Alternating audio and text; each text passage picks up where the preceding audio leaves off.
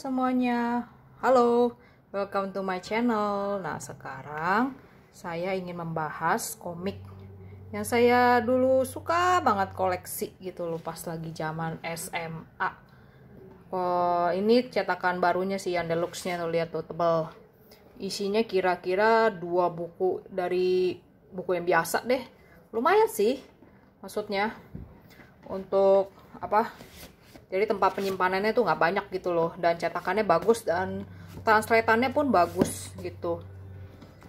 Ini saya pertama kali beli buku ini kira-kira waktu saya SMA akhir ya, baru dikeluarkan oleh Alex Media.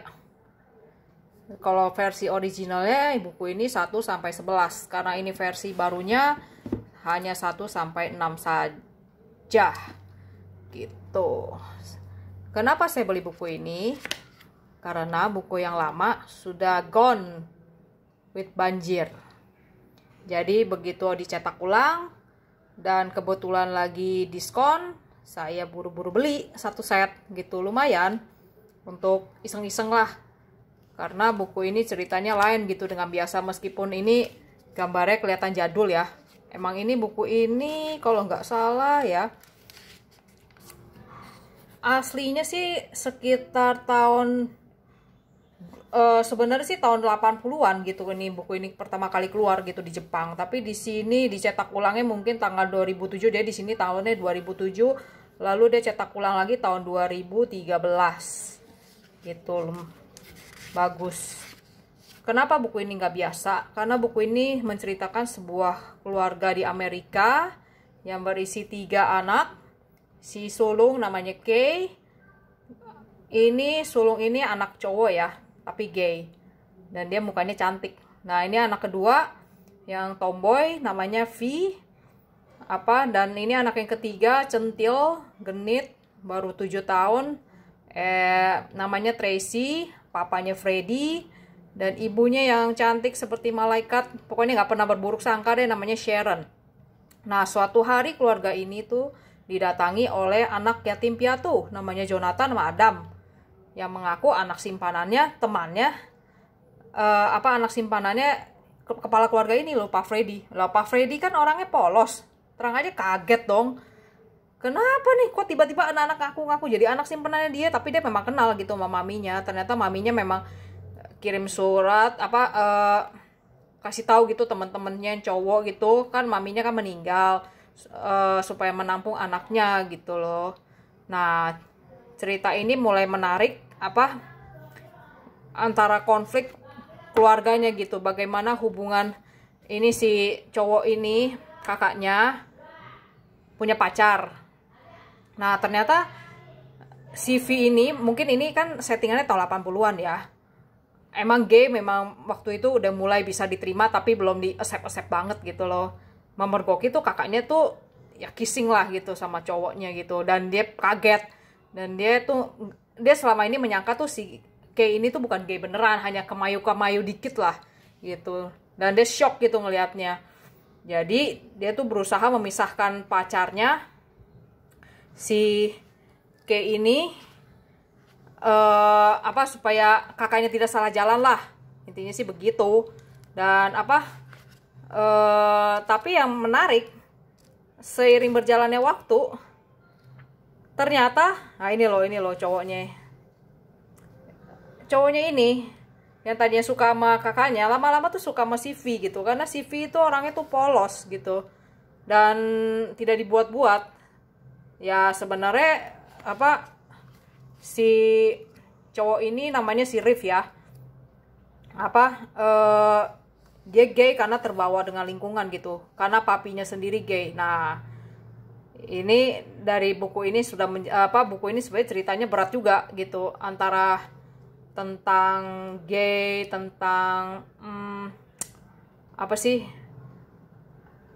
mafia, karena si Sharon ini ternyata tuh anaknya mafia juga. Nah, bagaimana ceritanya dia bisa berakhir dengan Freddy? Nah, itu misteri juga tuh. Dan lucu juga ceritanya. Pokoknya di buku ini termasuk bagus ya untuk itu, tapi tidak cocok sih kalau untuk anak kecil gitu. Jadi ini cocoknya buat ya minimal SMA lah ya, yang udah tahu gitu baik buruk gitu, gay atau tidak gitu, bener apa salah gitu. Kalau anak SD baca takutnya terpengaruh gitu loh.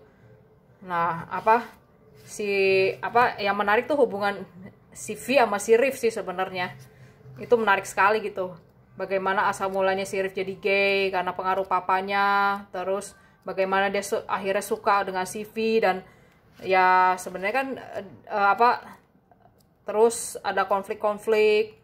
Bagus ceritanya sih. Dan tidak membosankan untuk dibaca berkali-kali. Jujur aja untuk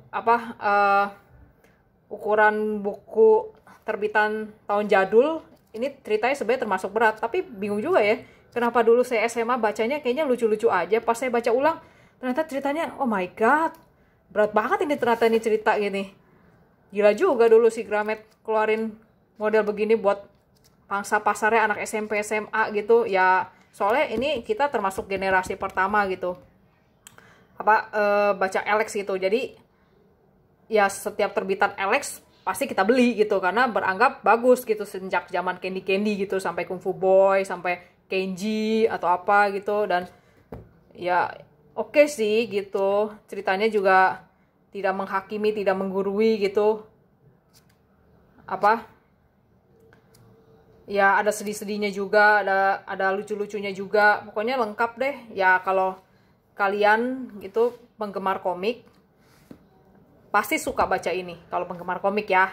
Ya kalau saya sih suka sih, asalkan ceritanya bagus dan worth it gitu buat dikoleksi. Karena ya sekarang juga saya gak gitu suka koleksi komik, karena komik-komik sekarang ceritanya jujur aja flat, antara cewek dan cowok lah, suka-sukaan lah, gotok-gotokan lah gitu. Aduh, bosan banget ceritanya.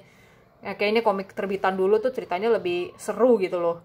Lebih pengarangnya lebih oke gitu loh, menjalin ceritanya gitu, tidak membosankan seperti sekarang. Ya sekarang sih ya ada yang seru-seru juga sih. Tapi ya gitu deh, kadang-kadang terlalu hardcore juga ya kalau misalnya komik cowok.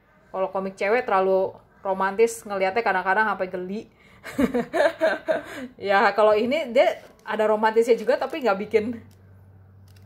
bikin gimana ya, nggak bikin enak gitu bacanya. Ada juga loh ceritanya pedofil, agak-agak pedofil gitu. Ya gitu deh, ceritanya lumayan berat kalau menurut saya. Ya tapi ya sudahlah, ini salah satu cerita yang bagus gitu. Udah cukup dulu sekian ceritanya, nggak mau terlalu kasih spoiler juga ya, karena kalau kalian ingin baca silahkan beli bukunya. Kalau saya lebih suka beli buku, kalau ada baca online-nya, kalau ketemu silahkan dibaca online-nya, karena ini ya termasuk cerita yang bagus gitu. Moralnya dapet. Pada zaman dulu sih karangan si Taiko Watanabe sih lumayan bagus-bagus ya, tapi makin kesini ceritanya makin error, makin gak jelas, dan agak nyerempet-nyerempet sesama jenis gitu loh. Ya ini juga sih, tapi masih gak gitu vulgar lah dibandingin sekarang. Sekarang dia keluarnya cerita samurai gak jelas dan gak tamat lagi. Bete saya ngelihat ngebacanya. Saya koleksi gara-gara ngeliat pengarangnya gitu, jujur aja. Nggak ngeliat ceritanya. Awal-awal sih lucu, lama-lama aduh ampun deh, udah saya stop aja lah gitu. Bukunya akhirnya saya sumbangin deh. Ya udah, cukup segini ya ceritanya ya. See you next time, bye.